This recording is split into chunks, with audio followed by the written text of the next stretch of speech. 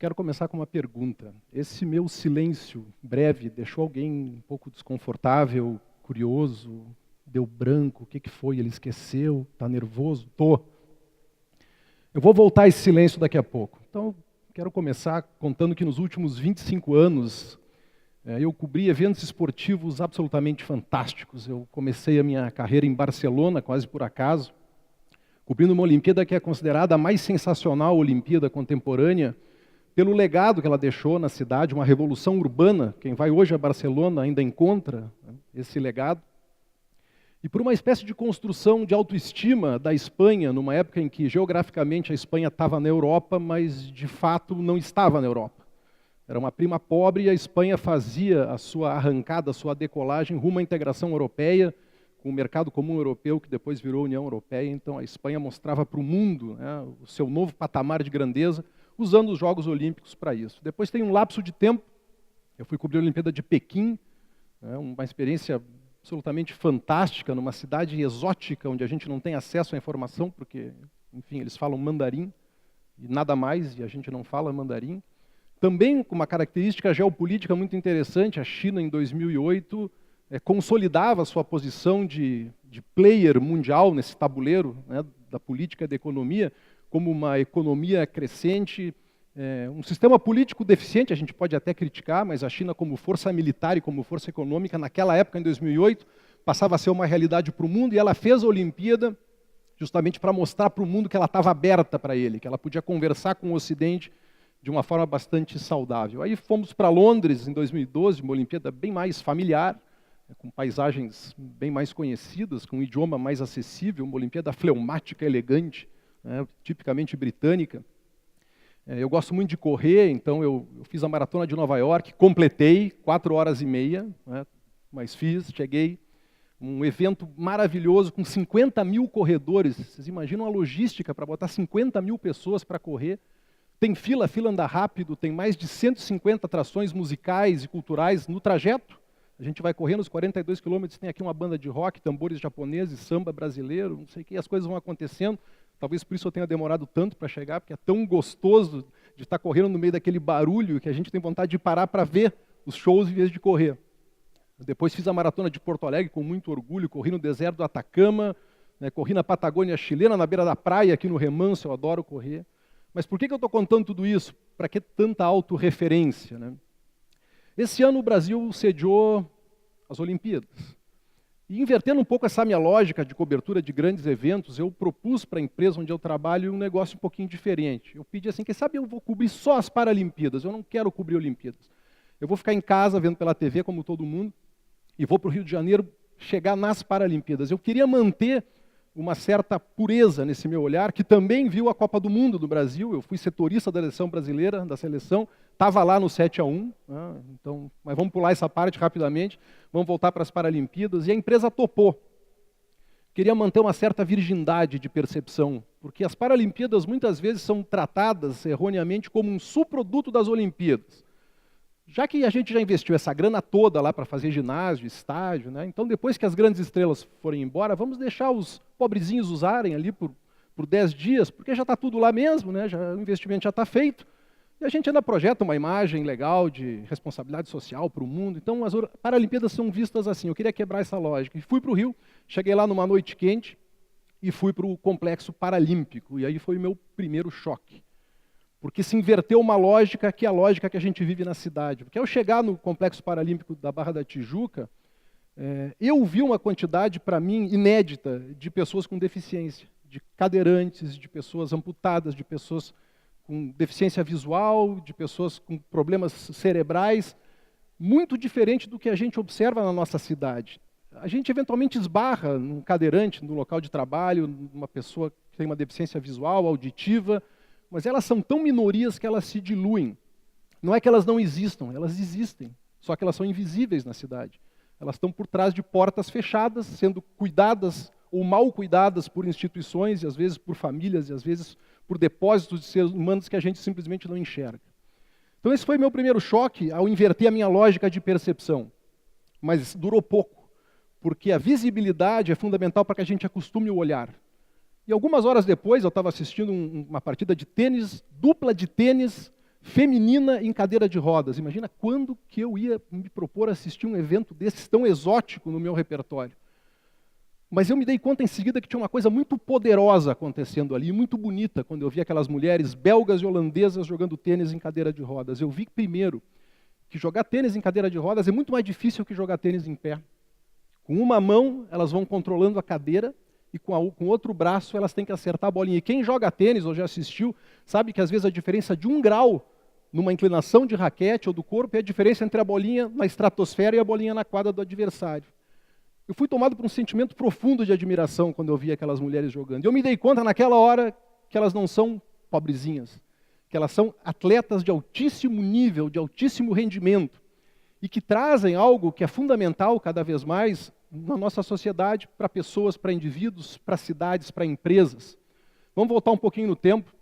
Um barbudo britânico que andou aqui pelo continente a bordo de um navio, o Sir Charles Darwin, aliás, um dos mais mal citados cientistas e pesquisadores da história da humanidade. Todo mundo diz que Darwin declarou o seguinte: os mais fortes sobreviverão. Darwin nunca disse nem quer dizer, pensar eu não sei, mas ele nunca disse nem escreveu. Não vou ler pensamento de Darwin um pouquinho demais, mesmo para a onipotência de um jornalista. Mas Darwin disse que, na verdade, indivíduos e espécies com maior capacidade de adaptação vão prosperar e sobreviver. E foi isso que eu vi nas Paralimpíadas do Rio de Janeiro, que aliás teve, de acordo com o Google Analytics, o maior pico de interesse da história das Paralimpíadas, foi no Rio de Janeiro. Uma curiosidade, alguém ousaria dizer qual foi o esporte mais procurado no Google aqui no Brasil? Futebol, né? Não. Goalball foi o esporte mais procurado no Google pelos brasileiros durante a Paralimpíada. O que eu estou querendo provar com isso? O interesse pela capacidade de adaptação como uma qualidade humana, ele vem crescendo e ele é cada vez mais fundamental. Nesse processo todo eu conheci um cara, sem querer ser piegas aqui, forçar a barra, que realmente mudou a minha vida. O nome desse cara é Ricardo Alves, o Ricardinho. O Ricardinho é um guri de Osório, que aos 8 gostava de jogar futebol, tem uma inteligência motora fora do comum, tem até hoje, e aos 8 anos ele perdeu a visão. Uma coisa muito rara, descolamento de retina nos 2 olhos. E o Ricardinho ficou cego. E era um guri que amava os Beatles e os Rolling Stones e que gostava de jogar futebol. Então o que o Ricardinho vai fazer da vida? Ele conta que por um pouco de receio, um certo impulso de não machucar os pais que estavam vendo ele sofrer, ele tomou uma decisão aos 9 anos. Vou tocar minha vida. Pegou a sua bicicleta cego e saiu a andar de bicicleta no pátio da casa dele em Osório, que é um pátio grande. E ele passou então a reconhecer o terreno pelas ondulações, pela brisa, pelos sons. Caiu? Caiu, mas crianças que enxergam não caem? Também caem. O Ricardinho caiu e levantou. Adorava jogar futebol. E tem um primo que deve ser um cara muito legal, que de vez em quando ia na casa dele joga bola com ele, mas era um jogo muito chato, porque esse primo chegava, botava a bola no chão e o Ricardinho chutava. E o primo estava no gol, defendia ou não. Um dia o primo chegou na casa do Ricardinho com uma bola envolta num saco plástico de supermercado. E aí deu-se a mágica. Essa bola caiu no chão, e quando a bola caiu no chão, o Ricardinho se deu conta de que ele podia ouvir a bola. E a partir de então eles passaram a jogar futebol com a bola envolta num saco plástico. E a vida do Ricardinho mudou porque ele passou a fazer aquilo que ele mais amava. Vamos dar um pulo no tempo e vamos para o Instituto Santa Luzia, em Porto Alegre, onde o Ricardinho descobriu o futebol de 5, que é um esporte paralímpico, passou a praticar, e hoje o Ricardinho é o melhor jogador do mundo nessa modalidade. Aliás, é tricampeão paralímpico, fez o gol da vitória no Brasil contra o Irã nas últimas Paralimpíadas. Eu fui assistir lá no Rio um jogo de futebol de 5 e é uma viagem no bom sentido, porque os 5 jogadores são cegos, o goleiro enxerga e atrás do gol tem um cara que fica dando instruções. Qual é o desafio da plateia? Ficar quieta. Porque se eu der um grito na plateia é capaz de eu levar uma bolada. Porque eles seguiam unicamente pelo som e por alguma coisa que eles não sabem explicar. Eu aprendi uma lição muito poderosa com o Ricardinho, e ele expressa isso em palavras. Quando a gente não tem uma fonte de informação na hora de decidir, uma fonte de informação tão importante quanto é a visão, a gente pode escolher entre 2 caminhos, e às vezes não é escolha. Mas o Ricardinho pôde escolher se transformar em vítima da vida e reclamar, ou se tu não tem uma fonte de informação, usa outra. Ele passou a usar a sua audição e se transformou num exemplo mundial de sucesso e de superação, fazendo aquilo que ele sempre sonhou. Aquele sonho que ele perdeu lá na infância, de ser jogador da seleção brasileira, ele readquiriu depois da deficiência, uma coisa que eu acredito como sendo meio mágica, meio divina, mas a força do indivíduo e a grande capacidade de adaptação. A gente pode chegar um pouquinho agora para falar da cidade. As cidades hoje em dia, elas são pensadas, de certa forma, para carros e não para pessoas. As cidades, e falo de quase todas que eu conheço, com raríssimas exceções, são muito pouco inclusivas. E com isso, elas acabam perdendo a oportunidade de se tornarem mais leves, mais divertidas, mais criativas e mais justas. Eu quero aqui partir para um conceito que eu acho muito interessante. Eu morei um ano em Israel, e lá a questão da caridade é tratada de uma outra forma. Inclusive é um conceito bíblico. Eu não sou um cara religioso, mas eu acho que a Bíblia e a religião podem ser fontes de ensinamento muito interessantes e muito valiosas se a gente parar de olhar com preconceito, seja de que lado que a gente estiver dessa questão.